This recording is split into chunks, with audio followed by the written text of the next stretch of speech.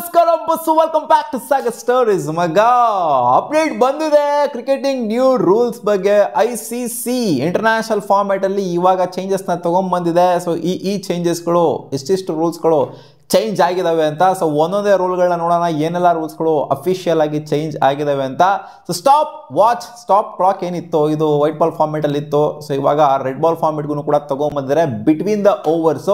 So ಇವಾಗ between the overs 60 second ಅಂದ್ರೆ 1 ನಿಮಿಷ ಅಷ್ಟೇ ಗ್ಯಾಪ್ ಇರುತ್ತೆ. 1 ನಿಮಿಷಕ್ಕಿಂತ ಜಾಸ್ತಿನವರು ಒಂದು ಟೀಮು ತಗೊಂತಾ ಇದೆ ಅಂತಂದ್ರೆ ಒಂದು ಓವರ್ನ ಹಾಕೋದಕ್ಕೆ, ಅಂದ್ರೆ ಒಂದು ಓವರ್ ಹಾಕಾದ್ಮೇಲೆ ಇನ್ ಬಿಟ್ವೀನು ಚೇಂಜ್ ಮಾಡ್ಕೊಳ್ಳೋದಕ್ಕೆ 1 ನಿಮಿಷಕ್ಕಿಂತ ಜಾಸ್ತಿ ತಗೊಂತಾ ಇದೆ, ಸುಮ್ಮನೆ ಡಿಲೇ ಬೇಕು ಅಂತ ಮಾಡ್ತಾ ಇದೆ ಅಂತಂದ್ರೆ ಅವಾಗ ವಾರ್ನಿಂಗ್ ಕೊಡಲಾಗುತ್ತಂತೆ. 2 ಸಲ ವಾರ್ನಿಂಗ್ ಕೊಡಲಾಗುತ್ತಂತೆ.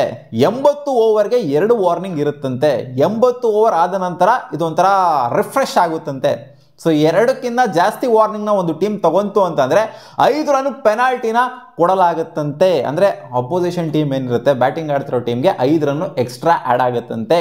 ಸೊ ಇನ್ ಕೇಸ್ ಏನಾದರೂ 3ನೇ ಅಫೆನ್ಸ್ ಏನಾದರೂ ಮಾಡಿದ್ರು ಅಂತಂದ್ರೆ 80 ಓವರ್ ಗ್ಯಾಪಲ್ಲಿ ವಾರ್ನಿಂಗ್ 3ನೇ ಸಲ ತಗೊಂಡ್ರು ಅಂತಂದ್ರೆ 60 ಸೆಕೆಂಡ್ಗಿನ್ನ ಜಾಸ್ತಿ ತಗೊಂಡು ಬೌಲಿಂಗ್ ಮಾಡ್ತಾ ಇದ್ದಾರೆ ಅಂತ ಅಂದಾಗ ಮಾತ್ರ ಇದು ಇಂಪ್ಲಿಮೆಂಟ್ ಆಗುತ್ತೆ ಈ 5 ರನ್ ಪೆನಾಲ್ಟಿ ಅನ್ನೋದು. Rule number 2, no mandatory ball change for use of saliva. ಅಂದ್ರೆ ಇವಾಗ ICC ಪರ್ಮಿಟ್ ಮಾಡಿಲ್ಲ, ಅಂದರೆ ಗ್ರೀನ್ ಸಿಗ್ನಲ್ ಕೊಟ್ಟಿಲ್ಲ, ಸಲೈವಾನ ಯೂಸ್ ಮಾಡ್ಬೋದು ಅಂತ IPL ಮಾತ್ರ ಕೊಟ್ಟಿರೋದು. ಸೊ ಇಲ್ಲಿನ ಯೂಸ್ ಮಾಡೋಗಿಲ್ಲ. ಇನ್ ಕೇಸ್ ಏನಾದ್ರು ಮಿಸ್ ಆಗಿ ಬೌಲರು ಸಲೈವಾನ ಯೂಸ್ ಮಾಡ್ತಾ ಇದ್ದಾರೆ ಅಂದರೆ ಯೂಸ್ ಮಾಡಿಬಿಟ್ರು ಅಂತ ಅಂದರೆ 5 ರನ್ ಪೆನಾಲ್ಟಿನ ಇವಾಗ ಹಾಕ್ತಾರೆ. ಸೊ ಆ ರೂಲ್ ಹಂಗೆ ರಿಟೈನ್ ಆಗಿದೆ. 5 ರನ್ ಪೆನಾಲ್ಟಿನ ಹಾಕ್ಬಿಟ್ಟು ಅಪೋಸಿಷನ್ ಟೀಮ್ಗೆ ಬ್ಯಾಟಿಂಗ್ ಆಡ್ತಿರೋ ಟೀಮ್ಗೆ 5 ರನ್ನ ಸೇರಿಸ್ತಾರೆ. ಸೊ ಅದಂತೂ ರಿಟೈನ್ ಆಗಿದೆ. ಜೊತೆಗೆ ಇಲ್ಲಿ ಬಾಲ್ನ ಚೇಂಜ್ ಮಾಡಬೇಕು ಅಂತ ಏನಿಲ್ಲ, ಸಲೈವಾನ ಯೂಸ್ ಮಾಡಿಬಿಟ್ರು ಅಂತ ಆ ಬಾಲ್ ಕೊಡೋರು ಬೇರೆ ಹೊಸ ಬಾಲ್ ತಗೋಬೋರು ಅನ್ನೋ ಥರ ಎಲ್ಲ ಏನೂ ಇಲ್ಲ. ಅದೇ ಬಾಲ್ನ ರಿಟರ್ನ್ ಮಾಡ್ಕೊಬೋದಂತೆ. ಅಂಪೈರು ಆ ಬಾಲ್ ಏನೋ ಚೇಂಜ್ ಆಗಿದೆ ಅಂತ ಅಂದರೆ ಆಡೋಕ್ಕಾಗ್ತಾ ಇಲ್ಲ ಅಂತ ಅನ್ನೋ ಥರ ಇತ್ತು, ಸೀನ್ ಇತ್ತು ಅಂದ್ರೆ ಮಾತ್ರ ಚೇಂಜ್ ಮಾಡ್ಬೋದು. ಜಸ್ಟ್ ಬಿಕಾಸ್ ಸಲೈವಾನ ಯೂಸ್ ಮಾಡಿಬಿಡಿದ್ರೆ ನಾವು ಮಾತ್ರಕ್ಕೆ ಬಾಲ್ನ ಚೇಂಜ್ ಮಾಡುವಾಗ ಇಲ್ಲ ಅಂತ ಹೇಳಿದ್ದಾರೆ. ಇವಾಗ ಅಫಿಷಿಯಲಿ ಕನ್ಫರ್ಮ್ ಆಗಿದೆ, ಸಲವೇ ಯೂಸ್ ಮಾಡಿರೋದ್ರಿಂದ ಬಾಲ್ ಚೇಂಜ್ ಮಾಡಂಗಿಲ್ಲ ಅಂತ. Rule number 3, DRS protocol for secondary review. ಇವಾಗ ಸೆಕೆಂಡರಿ ರಿವ್ಯೂನು ಬೇರೆ ಮಾಡ್ತಾರಂತಪ್ಪ. ಇವಾಗ ಇನ್ ಕೇಸ್ ಏನಾದ್ರು ಒಬ್ಬ ಬ್ಯಾಟರು ಎಡ್ಜ್ ಆಗ್ಬಿಟ್ಟು ಔಟ್ ಆಗಿದ್ರು ಅಂತ ಅಂದರೆ, ಅಂಪೈರ್ ಔಟ್ ಕೊಟ್ಟಿದ್ರು ಅಂತಂದರೆ, ಅವ್ರು DRSನ ತಗೊಂಡಿದ್ರು ಅಂತ ಅಂದರೆ ಬ್ಯಾಟರು, ಸೊ ಅವಾಗ ಚೆಕ್ ಮಾಡಿದಾಗ ಅಲ್ಟ್ರಾ ಎಡ್ಜಲ್ಲಿ ಅದು ಪ್ಯಾಡಿಗೆ ತಗಲಿತ್ತು ಅಂತ ಅಂದರೆ ಮುಂಚೆ ಏನಾಗೋದು ಅಂತ ಅಂದರೆ ಅದೊಂಥರ ನೆಗೆಟ್ ಮಾಡಿಬಿಡೋರು, ನಾಟ್ ಔಟ್ ಅಂತ ಡಿಕ್ಲೇರ್ ಮಾಡಿಬಿಡೋರು. ಇಲ್ಲ ಆಗಿರೋ ಬ್ಯಾಟಿಗೆ ಟಚ್ ಆಗಿಲ್ಲ, ಬ್ಯಾಟಿಗೆ ಟಚ್ ಆಗೈತೆ, ಬಿಟ್ಟಾಕು ಅಂತ ಬಿಟ್ಬಿಡೋರು. ಬಟ್ ಇವಾಗ ಹೆಂಗೆ ಅಂತಂದರೆ ಆನ್ ಫೀಲ್ಡ್ ಅಂಪೈರು ಔಟ್ ಕೊಟ್ಟಿದ್ದಾರೆ ಅಂತ ಅಂದರೆ, ಬ್ಯಾಟ್ ಎಡ್ಜ್ ಆಗಿದ್ದಕ್ಕೆ ಔಟ್ ಕೊಟ್ಟಿದ್ದಾರೆ ಅಂತ ಅಂದರೆ ಅದನ್ನು ಅಂಪೈರ್ಸ್ ಕಾಲ್ ಆಗಿ ತಗೊಳ್ಳಲಾಗುತ್ತಂತೆ. ಜೊತೆಗೆ LBW ಕೂಡ ಚೆಕ್ ಮಾಡಲಾಗುತ್ತಂತೆ. ಬ್ಯಾಟ್ ಎಡ್ಜ್ ಆಗಿರೋದಕ್ಕೆ ಔಟ್ ಕೊಟ್ಟರು ಅಂತಂದ LBW ಆಗಿತ್ತು ಅಂದರೆ ಕಾಲಿಗೆ ಪ್ಯಾಡಿಗೆ ಟಚ್ ಆಗಿತ್ತು ಅಂದರೆ ಬಾಲ್, ಅದನ್ನು ಕೂಡ ವೆರಿಫೈ ಮಾಡಿಬಿಟ್ಟು ಅದನ್ನು ಅಂಪೈರ್ಸ್ ಕಾಲ್ ಆಗಿತ್ತು ಅಂತಂದರೆ ನೋಡಿ ಎಲ್ಲೆಲ್ಲಿಂದ ಎಲ್ಲೆಲ್ಲಿ ಕನೆಕ್ಷನ್ ಇವರು. ಒಂಥರ ಆನ್ ಫೀಲ್ಡ್ ಅಂಪೈರ್ಗೆ ಮರ್ಯಾದೆ ಕೊಡಬೇಕು ಅಂತ ಈ ರೂಲ್ನ ಮಾಡ್ದಂಗೆ ಐತೆ ma'am. Rule number 4, combined review decision will be chronological. ಅಂದರೆ ಮೊದಲನೇದು ಯಾವುದಾಯ್ತೋ ಅದ್ರ ಮೇಲೆ ನಾವು ಪ್ರಿಫರೆನ್ಸ್ನ ಕೊಡ್ತೀವಿ, ಪ್ರಿಯಾರಿಟಿನ ಕೊಡ್ತೀವಿ. ಇಲ್ಲಿ ಅಂಪೈರ್ಗೆ ಪ್ರಿಯಾರಿಟಿ ಕೊಡಬೇಕು ಅನ್ನೋದೇನಿಲ್ಲ. ಮೊದಲನೇದು ಏನಾಯ್ತೋ ಅದಕ್ಕೆ ಕಚ್ಕೊಳೋಣ ಅನ್ನೋ ಥರ. ಅಂದರೆ ಇನ್ ಕೇಸ್ ಇವಾಗ ಅಂಪೈರ್ ರನ್ಔಟ್ ವಿಚಾರಕ್ಕೆ ಥರ್ಡ್ ಅಂಪೈರ್ ಹತ್ರ ಹೋಗಿದ್ದಾರೆ ಅಂತ ಅನ್ಕೊಳ್ಳಿ, ಅದೇ ಟೈಮಿಗೆ ಇವರು ಕೂಡ DRS ಬೌಲರ್ DRS ತಗೊಂಡಿದ್ರೆ LBW ಆಗಿದೆ ಅಂತ ಅನ್ಕೊಳ್ಳಿ. ಸೊ ಆ ಟೈಮಲ್ಲಿ ಫಸ್ಟ್ ಆದಂಥ ಇವೆಂಟ್ ಏನಿದೆ, ಫಸ್ಟ್ ಆಗಿರುವಂಥದ್ದು ಇಲ್ಲಿ LBW. ಸೊ ಅದನ್ನ ಪ್ರಿಯಾರಿಟಿ ಕೊಡ್ತಾರಂತೆ. ಮುಂಚೆ ಆಗಿದ್ರೆ ಅಂಪೈರಿಗೆ ಪ್ರಿಯಾರಿಟಿನ ಕೊಡೋರು, ಬಟ್ ಇವಾಗ ಇದಕ್ಕೆ ಪ್ರಿಯಾರಿಟಿ ಕೊಡ್ತಾರಂತೆ. ಫಸ್ಟ್ ಆಗಿರುವಂಥ ಇವೆಂಟಿಗೆ ಪ್ರಿಯಾರಿಟಿ ಕೊಡ್ತಾರೆ.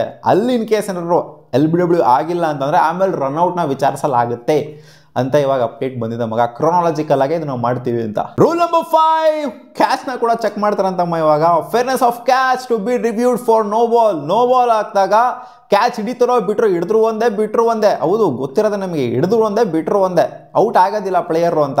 ಬಟ್ ಕ್ಯಾಚ್ ಏನಾದ್ರು ಹಿಡಿದ್ರು ಅಂತಂದ್ರೆ ಸೊ ಅವ್ರು 1 ರನ್ ಮಾತ್ರ ಕೊಡ್ತಾರಂತೆ. ಎಕ್ಸ್ಟ್ರಾ ರನ್ ಏನಿದೆ ಅದನ್ನ ಮಾತ್ರ ಕೊಡ್ತಾರಂತೆ ಕ್ಯಾಚ್ ತಗೊಂಡಿತ್ತು ಅಂತಂದ್ರೆ. ಅಲ್ಲಿ ಓಡೋವಂಥದ್ದೆಲ್ಲ ಏನೂ ಇರೋದಿಲ್ಲ ಕ್ಯಾಚ್ ಕಂಪ್ಲೀಟ್ ಆದ ನಂತರ.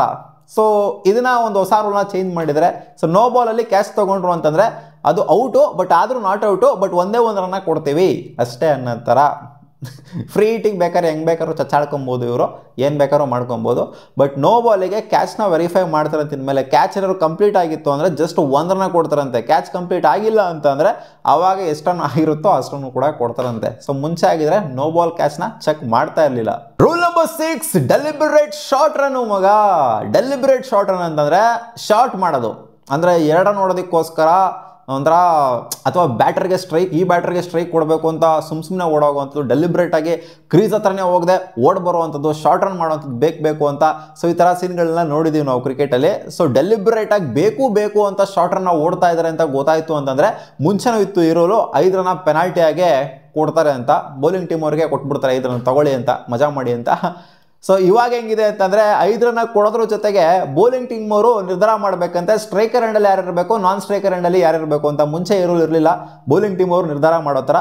ಬಟ್ ಇವಾಗ ಡೆಲಿಬ್ರೇಟಾಗಿ ಬೇಕು ಅಂತ ಅವ್ರು ಮೋಸ ಮಾಡ್ತಾ ಇದ್ದಾರೆ ಅಂತಂದರೆ ಬ್ಯಾಟಿಂಗ್ ಟೀಮ್ ಅವರು ಶಾರ್ಟ್ ರನ್ ಹೊಡ್ಬಿಟ್ಟು ಸೊ ಇವರು ಡಿಸೈಡ್ ಮಾಡ್ತಾರಂತೆ ಬೌಲಿಂಗ್ ಟೀಮ್ ಅವರು ಯಾರು ಸ್ಟ್ರೈಕರ್ ಇರಬೇಕು ಅಂತ. Rule number 7, full time replace ಆಗುವಂಥ ಪ್ಲೇಯರ್ ಏನಿದ್ದಾರೆ ಅಂದರೆ ಒಬ್ಬ ಪ್ಲೇಯರ್ಗೆ ಇಂಜುರಿ ಆಗಿದೆ, ರಿಪ್ಲೇಸ್ಮೆಂಟ್ ಆಗಿ ಬರಬೇಕು ಅನ್ನೋಂಥ ಪ್ಲೇಯರ್ ಏನಿದ್ದಾರೆ, ಸೊ ಅವರು ಲೈಕ್ ಟು ಲೈಕ್ ರಿಪ್ಲೇಸ್ ಆಗಿರ್ಬೇಕಂತೆ, ರಿಪ್ಲೇಸ್ಮೆಂಟ್ ಆಗಿರ್ಬೇಕಂತೆ. ಅಂದರೆ ಕಂಕಷನ್ ಸಬ್ಸ್ಟಿಟ್ಯೂಟ್ ಎಲ್ಲ ಏನು ತೊಗೊತಾ ಇದ್ರು, ಒಂದೊಂದು ಟೈಮ್ ಅಂತೂ ಏನೇನೋ ಬ್ಲಂಡರ್ಗಳೆಲ್ಲ ಆಗೋಗ್ಬಿಟ್ಟಿದ್ದಾವೆ.